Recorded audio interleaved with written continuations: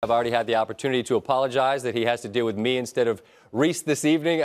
Jeff, it's good to visit with you. We could probably piece together that there'd be some combination of Florida State, Alabama, and Oregon, 1, 2, 3. And the question was ultimately who would be 1. What was the committee's reasoning for placing Alabama number 1 this week?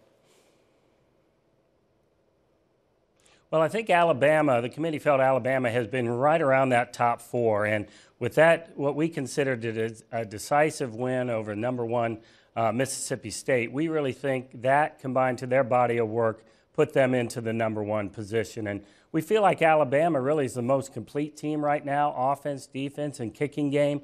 And we think we put all those things together and felt like Alabama was clearly number 1 now.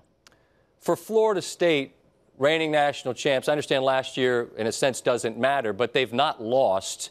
And if they ask you, and I'll ask on their behalf, why are we third? Why are they third? Again, we look at their body of work. We look at the games, how they played them, whether they've controlled the games. They've had a number of come-from-behind victories. But again, we looked at that body of work, that resume, and compared it to those around them, Oregon and then Mississippi State.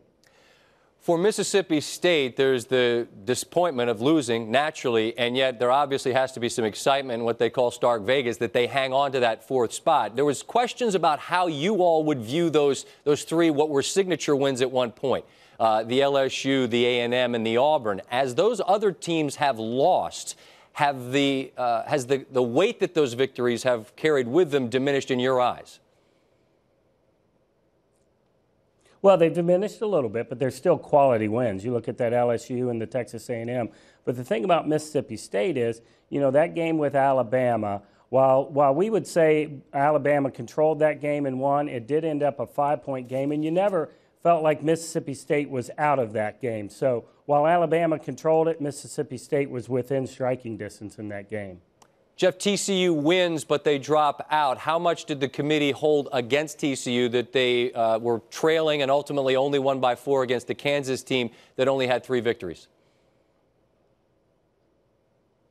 Yeah, again, when you add that to their body of work, it was obviously a close game, a come from behind at one point at Kansas, a team that does not have a strong resume this year. That certainly impacted it.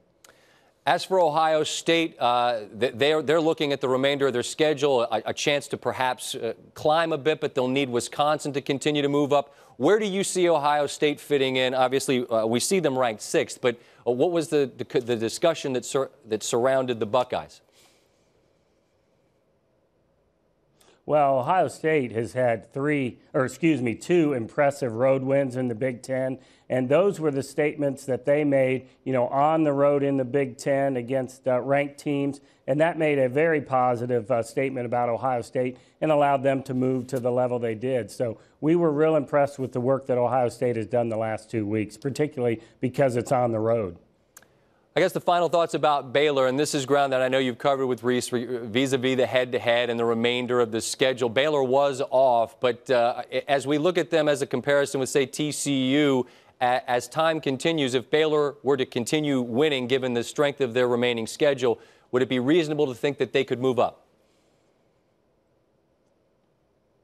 Well, a couple things. Baylor only has 9 games on their resume thus far, so they've had an extra open date there. And, at this point, the committee doesn't feel that Baylor and TCU's body of work are comparable enough that the head-to-head would kick in. If Baylor continues down the road and continues to win, then that may come into play in the future. But, again, the committee we look at this week and what teams have done at this point in time.